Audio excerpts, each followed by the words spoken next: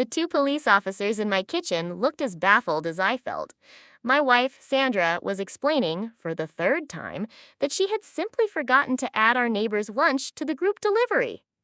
Through the window, we could see Patricia Langford, president of our HOA, standing on our lawn with a megaphone. "Food theft is a federal crime," she shouted. "Arrest the sandwich criminals!" Officer Miller rubbed his temple. "Mr. Peterson, did your wife intentionally exclude Miss Langford from the food order?" I blinked. "Are you seriously asking me that?" He sighed.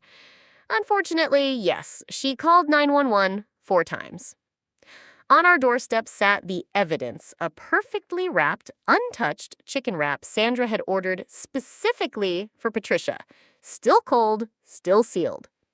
My name is David Peterson. I work from home as a software developer. Sandra and I moved to Meadowview Heights 3 years ago, drawn by its peaceful streets and tree-lined charm. What we didn't realize was that peace is impossible when your HOA president treats her title like a throne.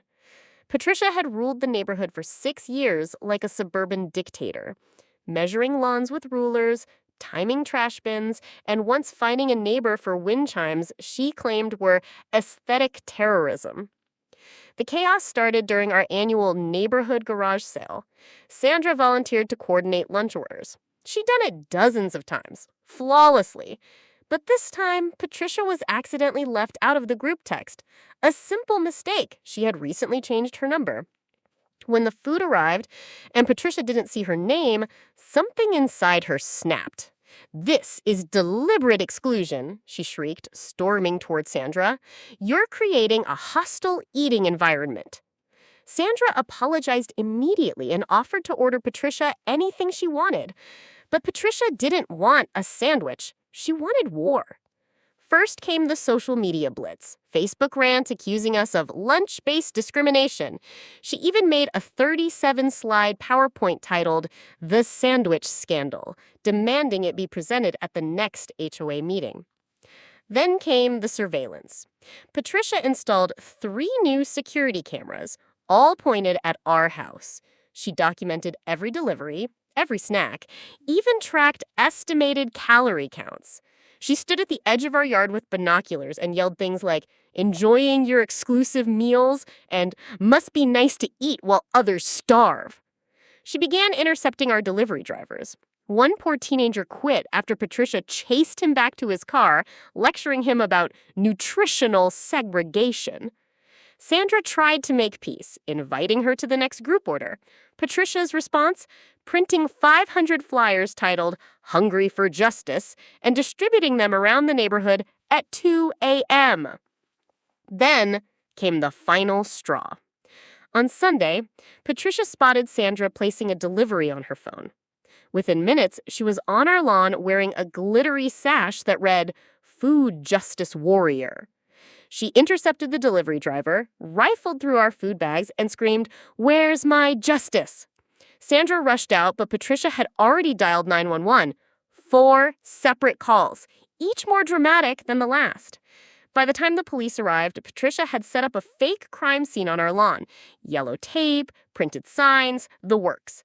She handed the officers spreadsheets, charts, and even a graph correlating our lunch orders with her emotional distress. "I want them arrested for intentional hunger," she declared, waving a foam finger.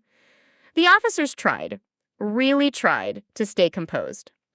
"There's literally a sandwich on their porch with your name on it," Officer Davies pointed out.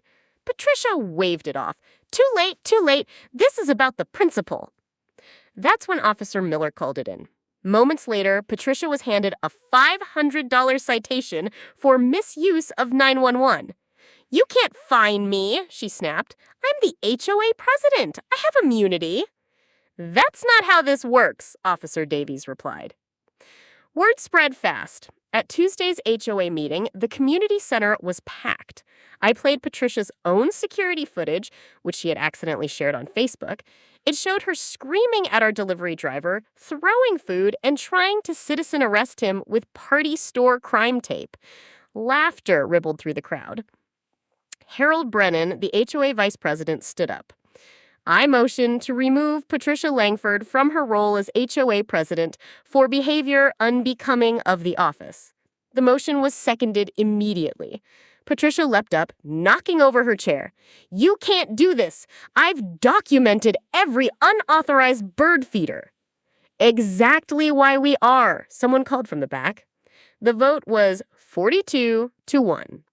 Even Patricia's husband voted against her, though he did mouth, "Sorry, honey," as he raised his hand. But it wasn't over. By Thursday, Patricia's employer, a local real estate office, had placed her on unpaid leave after seeing her sandwich scandal posts. Clients were spooked. And then the final hit. HOA legal counsel discovered she'd used association funds to print her flyers and sign her posts as HOA president, a violation of bylaws. She now faced a $500 fine, a potential $2,000 reimbursement lawsuit, and legal fees, pushing the total over $5,000. When the board announced the decision, Patricia slumped into her seat, clutching her sash. 5,000? She whispered. Over a sandwich? No, Harold replied. Over harassment, emergency system abuse, and weaponizing lunch.